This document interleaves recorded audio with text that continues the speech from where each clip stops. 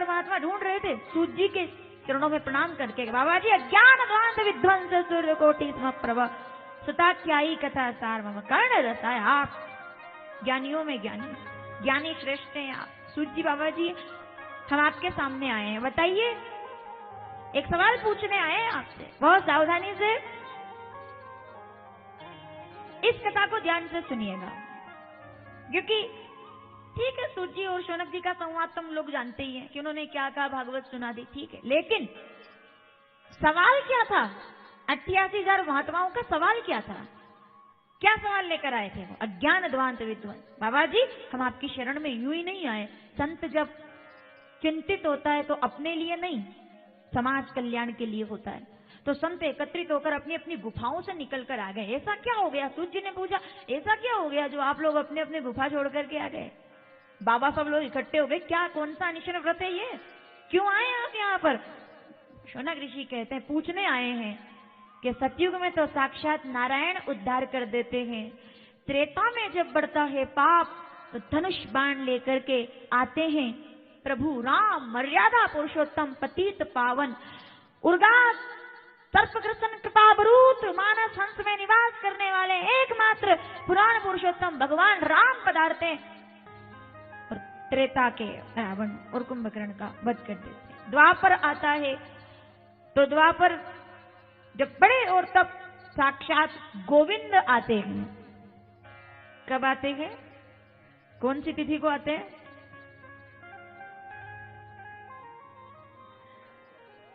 राम जी नवमी पर आते हैं, गोविंद अष्टमी पे आते हैं। वो जो भाद्रपद में आती है उसी पर। अच्छा वही है ना आज? मैंने सोचा भूल तो नहीं गए आप, अपने भाग्य को भूलना मत। कब कब बैठे हो आप यहाँ? बद्री विशाल कथा तो आते सुनते नहीं, लेकिन आज बैठे हो यहाँ। आज श्री कृष्ण जन्माष्टमी 2019 जिंदगी भर आपको याद रहेगी कि हमने कहीं ऐसे 12 बजे और रात को 12 बजे जब वहां मंदिर में घंटियां बजेगी तब आपके पित्र जो बैठे हुए हैं ऊपर वो मुस्कुरा करके फूल बरसाएंगे कि तूने खुद भी तर गया और हमको भी तार दिया कि तू आज वहां पहुंच गया है। बहुत भाग्य की बात है।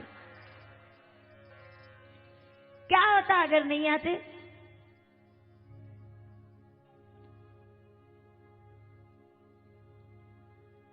अगर क्या क्या कर सकते थे?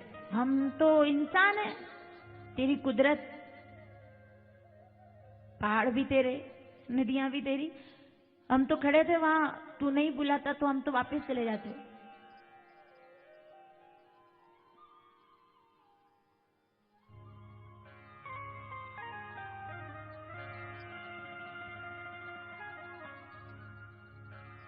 कहीं और कथा कर लेते,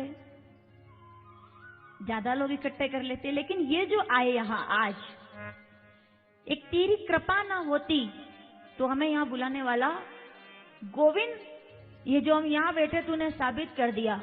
दुनिया साथ हो ना हो, जब तक तेरा हाथ मेरे सिर पर है मुझे किसी की जरूरत नहीं है। दुनिया साथ छोड़े तो छोड़े, तू साथ मत छोड़ना, क्योंकि जिस दिन तू हमारा साथ छोड़ देगा, जिस दिन हम पापी हो सकते हैं, हम अपराधी हो सकते हैं, पर तू तो पालक है। हम तेरे पुत्र हो सकते हैं, बेटे हो सकते हैं, हम गुनहगार हो सकते हैं, पर तू देख रहा है कि ये जो आ रहे हैं हरिद्वार से चढ़कर, ये मेरे लिए आ रहे हैं, इसको मैंने बुलाया है। तब वो भाग्य जागृत होगा, तब हम लोग यहाँ पहुंच पाते हैं।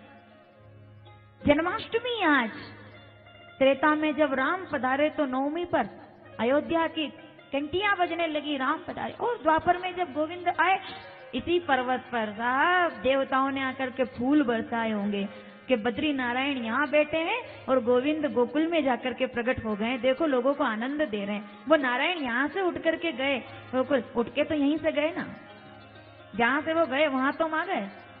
हरिद्वार कथा में जो लोग होंगे, याद है आपको हमने क्या कहा था पहले दिन? जिन लोगों ने कथा सुनी होगी ढंग से उनको याद होगा। पहले दिन क्या कहा था जब कथा शुरू हुई थी? कि गंगा के किनारे पर जयराम आश्रम नंबर 1 में कथा थी अपनी, गंगा के बिल्कुल पास। तो गंगा बह रही थी ना, तो हाथ जोड़ के क्या कहा था कि हे गंगा मैया, एक ही प्रार्थना है, क्या हमको कुछ भी नहीं चाहिए, जहां से तू आ रही है हमको वहां पहुंचा देना एक बार, और कुछ नहीं चाहिए। याद है? नहीं याद हो यूट्यूब पे सर्च करना, संस्कार चैनल पर प्रसारण हुआ था 3 साल पहले हरिद्वार कथा में। मैंने पहले दिन कहा था, ये तब से चल रहा था मेरा कि इसे कहने से थोड़ी कोई बुला लेता है। सब कहते हैं, सब कथाकार कहते हैं कि भाई हम चले जाएंगे, लेकिन वो जब तक ना बुलाए तब तक क्या हम कैसे जाएं? यहाँ आकर के 5 बार मैं दर्शन कर चुकी बाबा जी के, हर साल आती हूँ मैं यहाँ दर्शन करने के लिए, लेकिन हम जिस नजारे को देख रहे हैं वैसे हमारा परिवार भी देखे। ये मेरा परिवार सामने बैठा हुआ है। आपके आनंद के बिना मेरा आनंद अधूरा है। मैं जहां जा जाऊंगी, आप ये मत सोचना कि इसके बाद परीक्षा खत्म हो गई। आप मेरे साथ फंसे हैं। पहाड़ में फंसने वाले तो फिर भी निकल जाते हैं, संतों के साथ फंसने वाले कभी नहीं निकलते हैं, क्योंकि संत निकलने ही नहीं देता है, साधु निकलने ही नहीं देता है, वो फंसा कर रखता है कि निकलोगे कैसे, क्योंकि जिस दिन निकल जाओगे ना तो फिर निकल ही जाना है। या फंसे रहोगे तो उसके साथ रहोगे, जैसे फंसे रहे तो क्या क्या फायदा होगा। अरे बहुत अच्छा सा है वो कबीरदास जी का कि चाकी चले तो चलने दे, पिस पिस आटा होए, जो निकल रहे निकलने दे, जो चल रहे चलने दे, तू तो बीच में फंसा रहना संत के साथ तो बाल ना बाका होए। तू फंसा रहेगा ना तो गोविंद की शरण में रहेगा, तेरे लिए वो जरूरी है। तो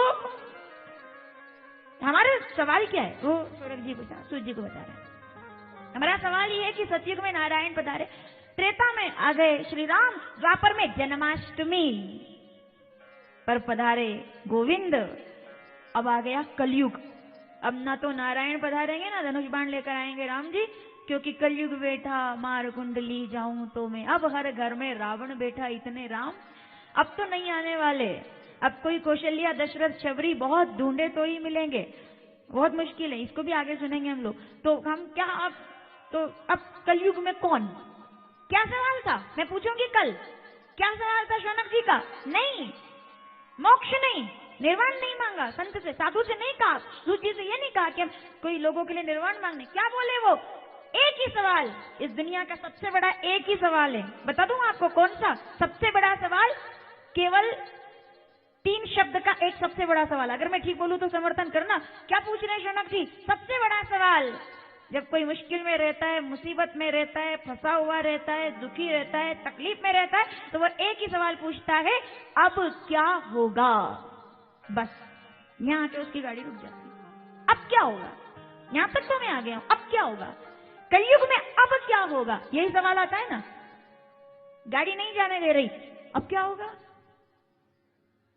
ट्रेन कैंसिल हो गई, बोलो अब क्या होगा? हम फंस गए, अब क्या होगा? ऐसा कोई यहीं थोड़ी आती है चुनौतियां, अब चुनौती आई है सामने। महात्मा लोग कहते हैं अब तक भगवान आया था, कलयुग चुनौती लेकर के आया। अब क्या होगा? क्योंकि ना तो कोई ध्यान कर पाएगा ना जप कर पाएगा। ध्यान प्रथम जुगमक विधि दूजे, द्वापर परितोषित प्रभु पूजे। कली केवल 100 साल की जिंदगी, जिसमें भी 80 तो धक्का से ले जाना पड़ता है, बहुत मुश्किल, बहुत भाग्य की बात 80-90 तक पहुंचे तो। कली केवल, कौन जाएगा कंधराओं में बैठ करके ये नाम जपना? कोई आसान है? सब जप पाएंगे क्या? कौन जाएगा? कौन जाएगा तुम्हारा नाम लेने के लिए? सूर्य जी से पूछ रहे, कौन जाएगा भगवान को प्रार्थना करने के लिए? कौन शबरी बैठेगी कलयुग में झूठे बेर लेकर के? सब मिलेगा, 56 भोग कलयुग में मिल सकता है, लेकिन झूठे बेर नहीं मिलेंगे। मिठाइयां मिल जाएगी लेकिन झूठे बेर नहीं मिलेंगे। भोग मिल जाएंगे, खीर मिल जाएगी, मेरे भगवान को क्या प्यारा है जवाब देना। खीर मिल जाएगी, 56 भोग मिल जाएंगे, मिष्ठान मिल जाएंगे, दूध पाक मिल जाएगा, कलाकंद मिल जाएगा, लेकिन विदुर के छिलके, और उसको 56 भोग नहीं, विदुर के छिलके की प्यास है। 56 भोग वाले तो हम हैं, प्रसाद तो हम, मिठाई वाले तो हम हैं, वो तो छिलकों वाला है। लोगों ने पता नहीं क्यों नहीं इस बात को इतना समझा। हम 56 भोग वाले हम हैं, वो बेर वाला है भाई, वो झूठे बेर वाला है। वो किसके लिए लड़ता है? हम लोग लड़ते हैं मिठाई के लिए। मुझे जवाब देना, मैं, क्योंकि आज बहुत बड़ा उत्सव मन रहा होगा मध्य प्रदेश के एक छोटे से स्थान पर, जहां हजारों लोग पहुंच रहे होंगे। अगर मेरी कथा सुन रहे हो तो मुझे नाम बताना, मैं तो भूली तो नहीं हूं क्योंकि उसको तो मैं भूल ही नहीं सकती, लेकिन आप थोड़ा याद करना। मालवा का, मध्य प्रदेश का एकमात्र तीर्थ मुझे याद दिलाना। किसके लिए लड़ता है भगवान? किसके लिए भगवान लड़ता है? हम लोग मकान के लिए लड़ते हैं, हम लोग दुकान के लिए लड़ते हैं, हम लोग व्यापार के लिए लड़ते हैं, हम लोग मिठाई के लिए लड़ते हैं। वो अपने दोस्त से चने के लिए लड़ रहा है कि हमारे भी दुख आ गया।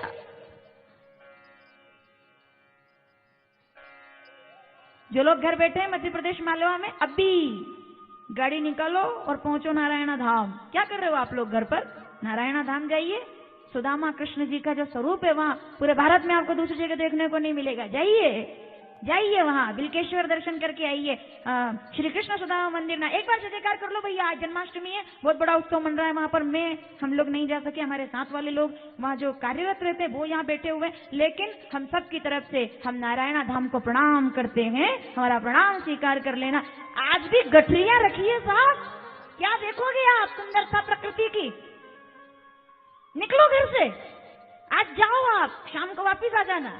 भंडारा चलेगा, प्रसाद बटेगी, कथाएं होंगी, प्रवचन होंगे, और देखना श्री कृष्ण सुदामा मंदिर की वो रौनक क्या होगी आज। है ना, मालवा कोई तीर्थ से, मैं तो जो यहाँ लोग बैठे उनसे भी निवेदन करूंगी उत्तराखंड के कि एक बार आप पधारिए उज्जैन। हारा तीर्थ, ये तो स्वर्ग से थोड़ा धरती पर उतरेंगे आप, तो वहां पर आपको दर्शन होगा।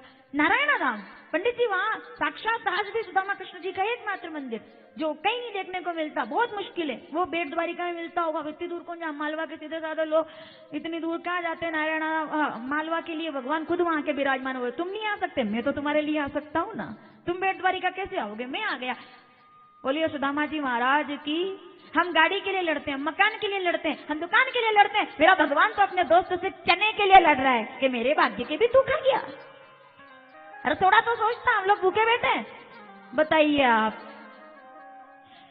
जो अक्षय पात्र में से एक चावल का दाना खा करके और द्रौपदी के संकट को हर के दुर्वासा के प्रकोप से बचा सकता है ना। आ गए थे ना पूरी सेना लेके, बोले भोजन करेंगे।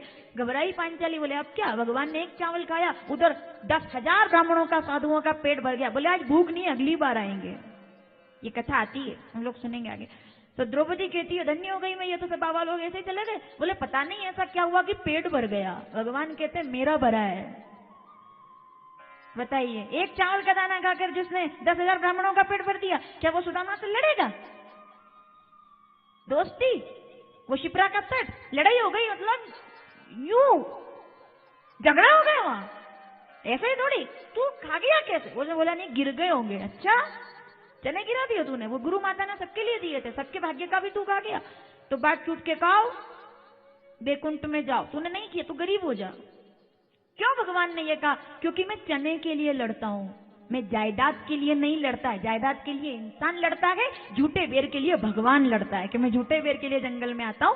मैं दुर्योधन के, जवाब देना मैं भूल गई, किसका नाम आप लोग बताएंगे? दुर्योधन के। एक नाम मैं बताऊंगी, एक नाम आप बताएंगे। दुर्योधन के मेवा त्यागे सागर सबसे ऊंची, तुम्हें छाड़ी दूसर गति नहीं, राम बसे इनके मन माई। कौन आएगा कलयुग में? नारायण भगवान हमारा। कहां प्रकट होंगे भगवान? हम पूछने आए। अब क्या होगा? कलयुग आ गया, अंधेरा बढ़ गया, अब क्या होगा हमें नहीं पता। चुनौती सामने आ गई है, अब क्या होगा हम नहीं जानते। हम चल पड़े हैं किधर मालूम नहीं, नाज है कि अंजामे सफर मालूम नहीं। हम चल पड़े हैं किधर मालूम नहीं, नाज है अंजामे सफर मालूम नहीं। कोशिशों की हद से भी गुजरे, सारा जमाना देख लिया, कहां ले जाएगी ये डगर और कितना है सफर हमें मालूम नहीं। तुम जानते हो सब, हम नहीं जानते, तुम जानते हो, तुम्हें पता है।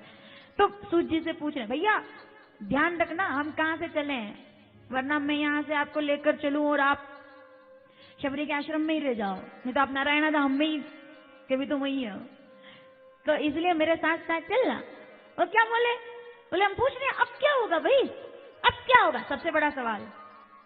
इसको अगर कोई नकारात्मक व्यक्ति बोलेगा अरे भैया अब क्या होगा, ओहो हो अब क्या होगा, अब तो पहाड़ गिर गए, ओहो अब क्या होगा, अब तो मतलब असंभव, नहीं पकड़ के बिठा लो, नहीं बिल्कुल नहीं, हमारे तो बच्चे छोटे, अब क्या होगा। और सकारात्मक व्यक्ति अब क्या होगा, अब क्या होगा, अरे जो भगवान चाहेगा वही तो होगा, उसकी इच्छा के बिना होता क्या है? जो भी होगा सब। अब क्या होगा? चुनौती महात्माओं के सामने सबसे पहली चुनौती कलयुग की प्रारंभ हुई है चुनौतियों के साथ। एक बात बोलूं, जो इंसान चुनौतियों से लड़ा नहीं है उसने जिंदगी में कभी अपने आप को भी काबिल वो बना ही नहीं पाया। बिना चुनौती के दुनिया कैसी? ऐसे बिना चुनौती के तो घर में बैठ करके तो कोई 1000 साल भी जी सकता है। चुनौती में रह करके जिसने छोटी उम्र के अंदर बड़ा काम कर दिया हो, दुनिया में उसी को याद रखा जाता है जो चुनौतियों के साथ आए। चुनौती तो सबके सामने नहीं है, क्या चुनौती? आप मुझे बताओ, आप मुझे जवाब दीजिए। मैं इतने लोग यहाँ पर बैठे हुए पूछना चाहती हूँ आप लोगों से, एक शेर जंगल का होता है और एक शेर सर्कस का होता है। अब मैं संख्या लेने वाली हूं यहां पर, इसलिए ढंग से और सावधानी से सुनना। एक शेर जंगल का होता है, एक शेर सर्कस का होता है। सर्कस का शेर टाइम पे खाना, उसका जो मैनेजमेंट होता है, समय पे उसको 3 टाइम खाना मिलता है। कहीं नहीं जाना, ना शिकार करना, ना जंगल में हिरण के पीछे दौड़ना, ना धूप, ना गर्मी, ना बरसात। शानदार पिंजरे के अंदर बैठा हुआ है, देख रहा है नजारे, लोग उसको देख रहे हैं, वो लोगों को देख रहा है। सर्कस का शेर मैंने देखा। मैं थाईलैंड गई थी। कभी आप लोग जाओ तो प्राकृतिक वास्तव में अगर देखना है, जिस देश की अच्छी बातें बोलनी चाहिए। मैं बैंकॉक के अंदर एक बहुत अच्छा टाइगर जू है, जो लोग गए होंगे उन्होंने देखा होगा। साहब शेर नचा दिए लोगों ने, वो मैं आपको बताऊंगी आगे। तो हम लोग वहां गए, हमने देखा क्यों साहब 100 शेर। हमने फोटो ली है शेर के साथ, ऐसे हाथ ऐसे डाल करके शेर के साथ, ओरिजिनल टाइगर के साथ फोटो है हमारे दोनों के। हम दोनों गए थे भाई बहन, तो हमने फोटो लिए शेर। तो शेर है भाई। तो आप बेटे भी सर्कस का शेर क्या बेटा है, बढ़िया 3 टाइम भोजन मिलेगा उसको, कोई चिंता नहीं उसको। क्या की चिंता उसको? उसका वो मैनेजमेंट जो है उसका वो आता है, उसको जो भी उसका भोजन होता है वो डाल देता है, फेंक देता है। शेर मस्ती से खा लेता है और खा करके बैठ जाता है। ठीक है, ना उसको गर्मी, ना उसको सर्दी। सर्कस का शेर, ना उसको बरसात का डर, ना उसको हिरण के पीछे भागना, ना उसको कोई चिंता, कोई दिक्कत नहीं। सर्कस का शेर क्या कंफर्टेबल जीवन है साहब उसका। जैसे जैसे गर्दन हिला रहे हो ना, वैसे वैसे आगे पूछूंगी मैं, इसलिए ढंग से सुनना। सर्कस का शेर मस्त जिंदगी, 1 रुपए की टेंशन नहीं उसको, मतलब 1% नहीं। लोग आकर के फोटो खिंचा रहे हैं, होता है क्या ऐसा कभी? फोटो खिंचा रहे हैं, वीडियो बना रहे हैं, शेर बैठा है। सर्कस का शेर। अब दूसरी तरफ जंगल का शेर देखो आप, पहाड़ों में रहना, जंगल में घूमना, 3 टाइम तो दूर की बात है, कभी कभी 10 दिन में एक भी हिरण ना मिले, कौन लाके देगा उसको भोजन? सर्दी, गर्मी, बरसात, दूसरे जानवर, नदियां, पहाड़ और शेर, जंगल का शेर। खाने का उसको कोई ठिकाना नहीं, रहने की उसकी कोई अपनी गुफा नहीं। अभी हाँ इधर आओ, ऐसे ऐसे ऐसे जंगल का शेर इधर दौड़ रहा है शिकार के लिए, उधर दौड़ रहा है, उधर भाग रहा है, ऐसे। सर्कस का शेर कंफर्टेबल, उसको कोई लोड नहीं, उसको मालूम है 3 टाइम भोजन अपने सामने आएगा, अपने को कोई चिंता नहीं। अपन बैठे रहो मस्ती के साथ, भोजन आना है तो आएगा। जंगल के शेर को पता नहीं है कि भाई आएगा भी कि नहीं आएगा, मिलेगा कि नहीं मिलेगा, कोई मेरे को तो कोशिश करनी पड़ेगी। अब दोनों में किसका जीवन ज्यादा अच्छा है? इतनी देर लग रही है आपको सोचने में?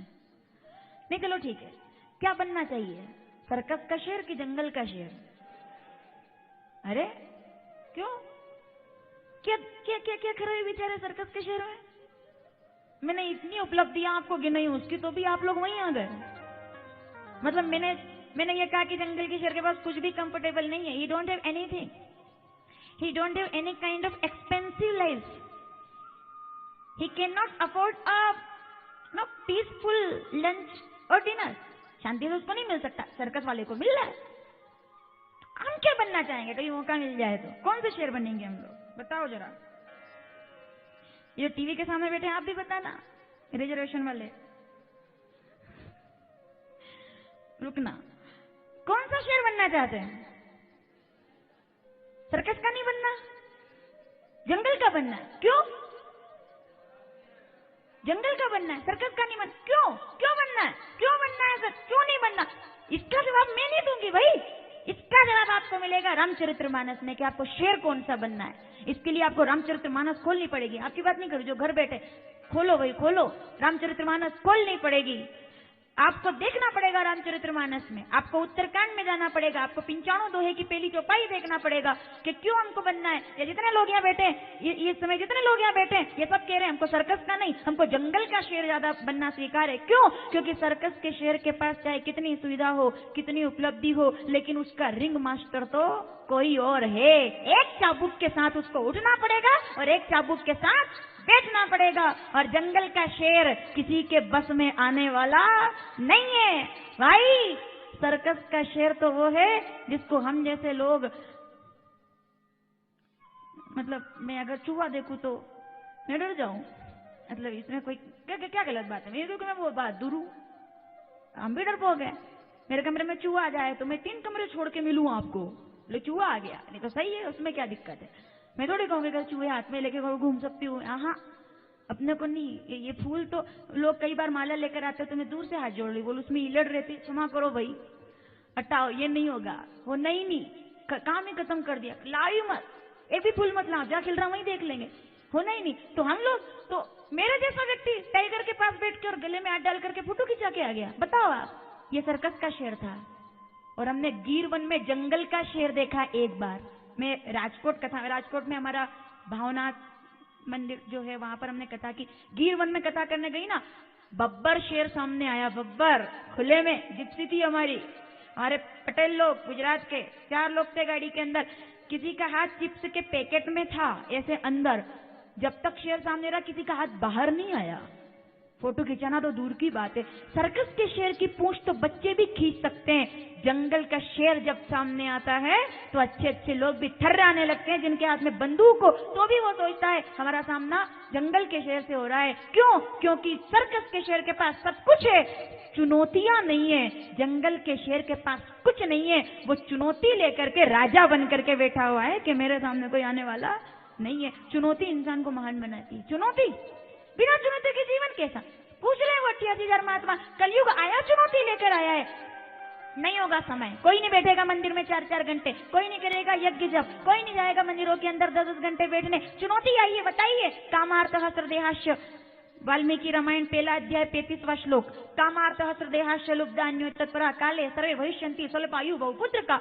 श्रीमद् भागवत कथा, भागवत में है तो 1 ही अध्याय 6-7वां श्लोक। ये सब कुछ होना है। क्या करेंगे लोग, कहां जाएंगे? जवाब रामचरितमानस उत्तरकांड 95 दोहा पहली चौपाई। कौन धन्य और कौन दिव्य और कौन महान, सोई पावन सोई सुभग शरीरा, जो तन पाई